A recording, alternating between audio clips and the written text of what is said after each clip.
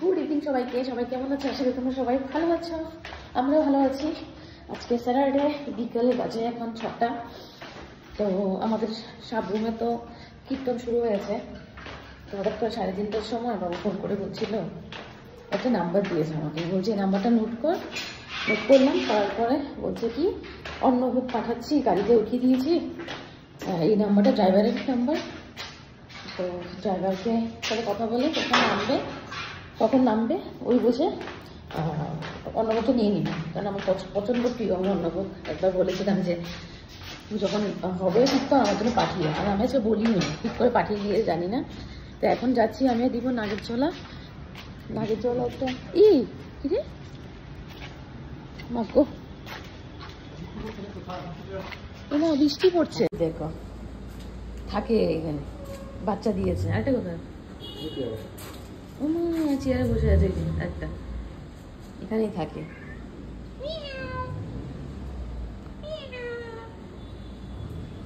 আর এই যে বাইরে বৃষ্টি হচ্ছে, বেরিয়েই দেখি বৃষ্টি, এই যে বৃষ্টি পড়ছে।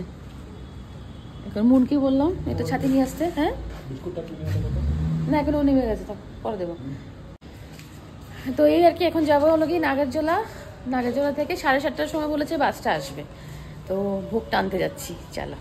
জানি না, এখন তো একটু হালকা পাতলা গরমও পড়েছে, ঠিক থাকবে কিনা, আশা করি থাকবে। ওয়েদার তো আজকে ঠান্ডা, দেখি কি হয়। কোথায় তোমার বেবি? কোথায়? এই সময় একটু দিয়ে দাও, দেখো কামড়টা মধ্যে দেয়। খাও খাও খাও খাও।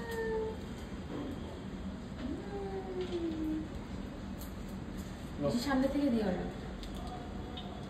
ওইটাকে দাও বাবা, খাচ্ছে তো দুটোই।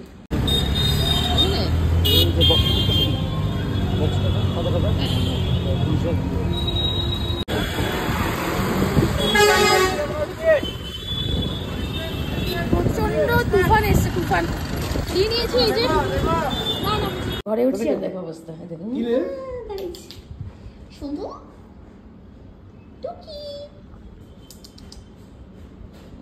হাউস পাইছি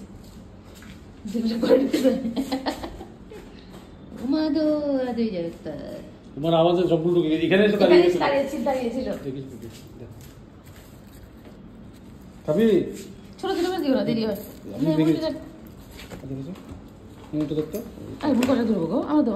চাবিটা তো মন আছে।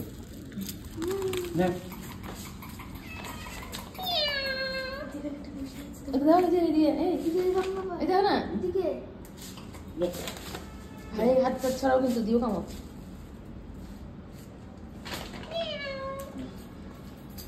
এসে বললাম বাড়িতে, আর এই যে অন্নভোগ দেখি কি অবস্থা। মুখল তো কাজের লাগানো না, হাত পুষতে কাজেরটা।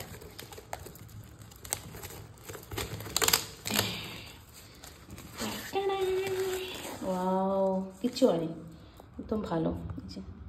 ফুলগুলো ছড়িয়ে দিই।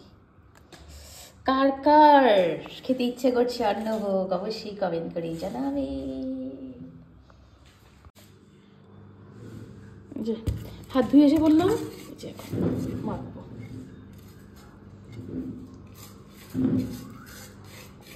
সাবরুম থেকে এসছে, ভাবা যায় বলো? এমন জিনিসের জন্য 10 ঘন্টা দাঁড়িয়ে থাকতে পারবো। মেখিনি এবার একদম দিব না। আবার এটা তো অন্নভোগ পছন্দ করে না, বাট আমাদের বাড়িতে সবাই পছন্দ করে। মুনও পছন্দ করে না। মুন হাতটা সরো ক্যামেরা থেকে। আগে যখন স্কুল লাইফে যখন কীর্তন হতো না, বাবু অফিস থেকে আসার সময় দুপুরে যখন লাঞ্চ টাইমে আসতো, তখন এই 2 পাতিল 1 পাতিল নিয়ে আসতো। এবার এটা মা একটা বড় একটা গামলার মধ্যে নিয়ে মেখে মেখে সবাইকে করস করে করে লাড্ডুর মতো করস করে করে দিত। ওই দিনগুলো আর ফিরে আসবে না। এই যে নিলাম,